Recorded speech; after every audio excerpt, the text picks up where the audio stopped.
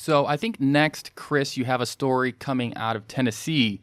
Sounds like the governor, at first I thought it was that they were introducing legislation, but it sounds like the legislation has actually been signed into law. Yeah, so it's a little bizarre, and it seems more the way when I started looking into it further. At first, so I have a client who's working, and their company is based in Tennessee. So I thought, oh well, this could be really great for them to kind of work an angle, get in with the government, talk about what they're doing, and see how that can actually relate to how the new law has been put across. Except the law doesn't really, from what I read, doesn't really have a whole lot of details. It's kind of ambiguous. It sounds like a white paper. Right. And I think it's actually going to make things a little bit worse. That's not what I was expecting, but go on. I think this could be potentially somebody who wants to help make a name for themselves. Politician, you're thinking? Yeah, that like introduced it's a PR stunt almost. Like, hey, let's get behind this and push this thing through because we're competing against the world. Right. And I get that to some degree. If the government's not moving on it, you feel like you need to stay up to date and give the people in your area maybe an advantage.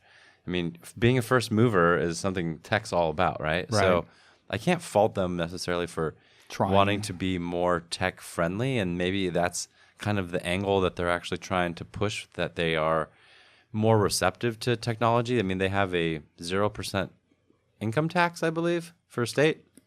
So, much like Texas.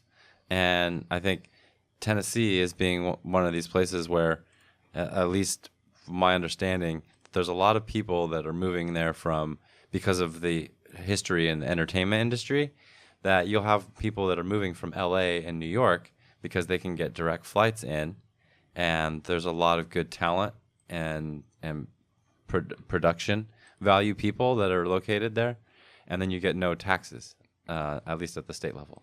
So there's a benefit of moving there, and so I think maybe they're trying to entice some of these companies to maybe come in, and so who knows, maybe it doesn't, maybe it looks more of like a kind of a cheeky move up front right now, but it could actually turn out to be a good haven potentially, depending on how it's interpreted, right? That's the thing about law. Until it's actually interpreted in a case, like, you don't necessarily want to put your neck out there and be like, hey, we're a company in your backyard, check us out.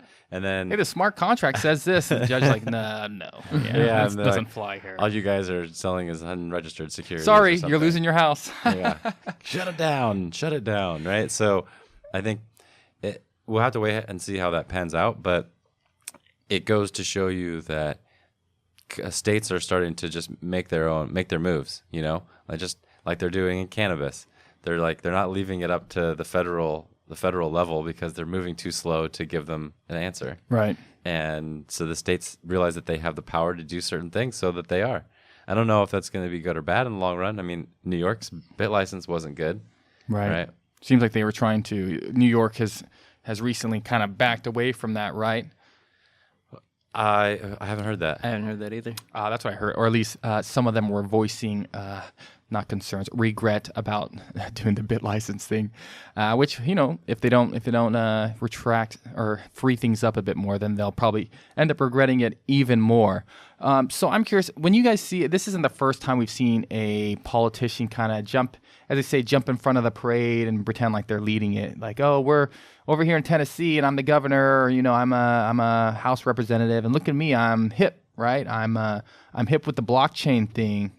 I think Andreas was that a pretty good impression? I think Andreas had a good quote about, like, we have a leaderless revolution here, and that's not an advertisement looking for a leader. Like, we didn't want anybody to jump into leadership position here, but yeah, we see that quite a bit. Yeah, we actually had, I'm not going to name names, but one of our recent meetups, we had a politician or someone who was running for, how would I say it? Running for Congress. Okay, there you go, Congress here in San Diego, and he decided that he was going to try to get it so that the elections would be on a blockchain, but when the audience members, which, by the way, if you think you're going to get away with this sort of stuff, and especially if you're having like live Q&As or something like that, the people within the blockchain tech industry, they will call you out on your BS pretty quickly, and that's exactly what I saw happened. So it was kind of interesting seeing this, wannabe politician squirm when he was asked questions. And so I left because I wasn't feeling you missed good. it. And I came and set it up and like introduced him and then walked away. Yeah, I mean, you recorded it, right? You can probably watch it if you want. I did, but I haven't. So We probably could have used you there. The conversation got a little bit out of hand. Two of the members of the audience just started talking back and forth between each other and just like boxed the senator or the wannabe senator out, congressman. Yeah.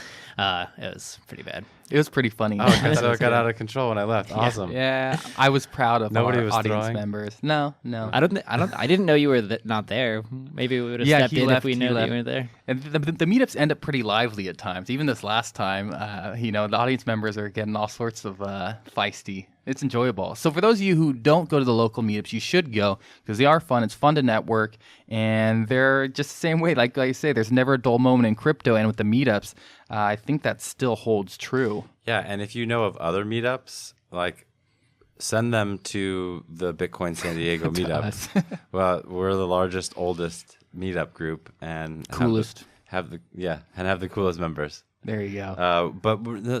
Seriously, I think one of the problems here in San Diego is that a lot of things are siloed and people don't know where to go. And so I'm actually trying to do a better job of centralizing connecting the community. I don't think it needs to necessarily be centralized. I think your event blockchain that you're devs. If I wasn't going to another event on that Wednesday in LA, I would be there. And there's another event that I have to get the information for too. I think it's coming up in a week or so. But it's another dev-related event.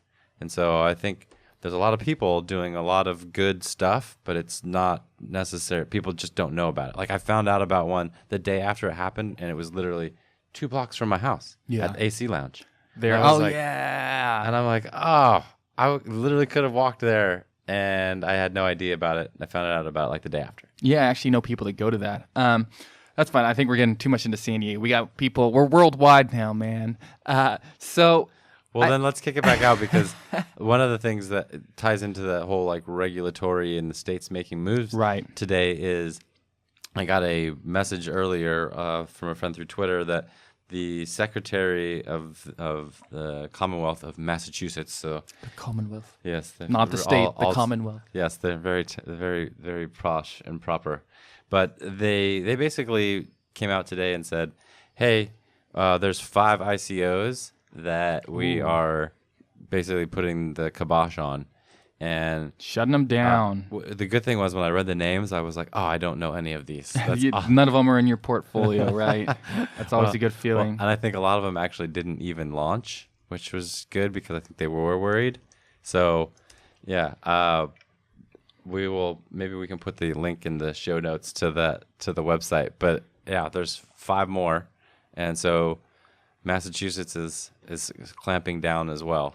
Yeah, it seems like just a couple months ago everyone was trying to add. There's all sorts of new ICOs happening. There still are, but we have seen this recurring theme recently where people have been clamping down on them, whether they're regulators or some of the exchanges are delisting or unlisting some of the crappy tokens, the shit coins, for lack of a better term. And I would actually say, as sad as it sounds, that projects are having their tokens unlisted or clamped down on, sometimes it warrants it, right? Absolutely. Yeah, preaching to the choir with you. Most of them, right? Well, didn't they have a recent the stat that came out? There was something like there's only around 7% of ICO tokens are like actually have some substance to them. And I wish I had the actual article in front of me right now, but I was like, that actually seems about right. Seems a bit high in my opinion. Are you enjoying the Captain Crypto Show? We've only been around for about 6 months and creating videos for only about 2 months. But in that short time period, we've been able to take our ragtag crew and start building a fleet to bring you the freshest and most critical information from the new world of cryptocurrency. But we can't do it without your help. If you like our content, consider liking this video, sharing it with some of your closest mateys, and even consider hitting the subscribe button. Although we do include our cryptocurrency addresses in the descriptions for these videos, the truth is, me and my crew prefer not to beg for our coin. After all, plundering is more the pirate's way. So hit that subscribe button and come join us on this adventure.